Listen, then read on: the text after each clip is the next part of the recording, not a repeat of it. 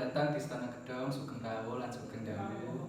Saya di sini sebagai tour guide yang akan menemani kalian untuk berkeliling di Istana Gedong dan menemani kalian untuk berziarah ke makam Syekh Fasil Samsudin.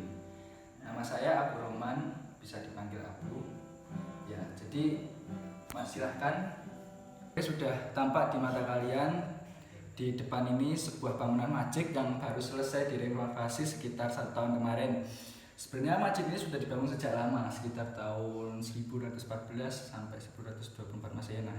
Dan adanya makam Syekh Fasil Samsudin tersebut di sini. Lalu siapakah beliau ini? Kenapa makamnya berada di sini dan membangun sebuah masjid di sini?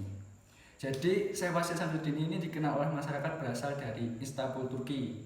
Tapi dari serat Jangka Jabaya mengatakan bahwa Syekh Fasil Samsudin ini berasal dari Persia, jadi banyak versi.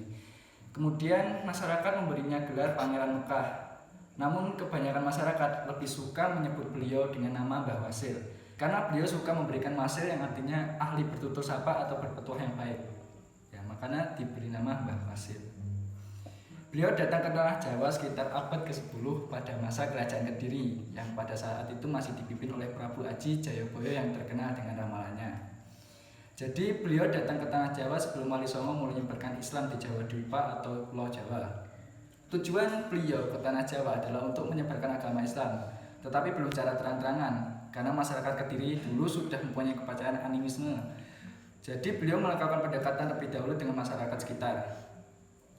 Dan Syekh Fasil Samsudin juga dikenal sebagai guru spiritual dari Prabu Aji Jayabaya. Konon ia juga punya andil besar dalam ramalan Jayabaya pada waktu itu.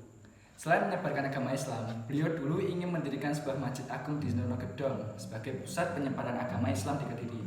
Tetapi karena pembangunan pada waktu itu sempat terhenti karena material yang digunakan untuk membangun masjid di Istana Gedong ini dibawa kembali oleh para wali untuk menyelesaikan pembangunan masjid di Demak dan Masjid Cirebon. Bisa kita lihat pondasi yang masih tersisa dan berapa umur pondasi ini. Pondasi tersebut merupakan sebuah candi dari Kerajaan Kediri. Lalu kenapa dulu Mbah Wasil memilih Istana Gedong sebagai pusat penyebaran agama Islam di Kediri? Karena sebelumnya Istana Gedong ini merupakan sebuah tempat sesembahan pada waktu itu yang mayoritas masih beragama Hindu-Buddha dan punya kepercayaan animisme. Bisa kita lihat sendiri acara-acara yang masih tersisa walaupun sudah tidak berbentuk dengan sempurna.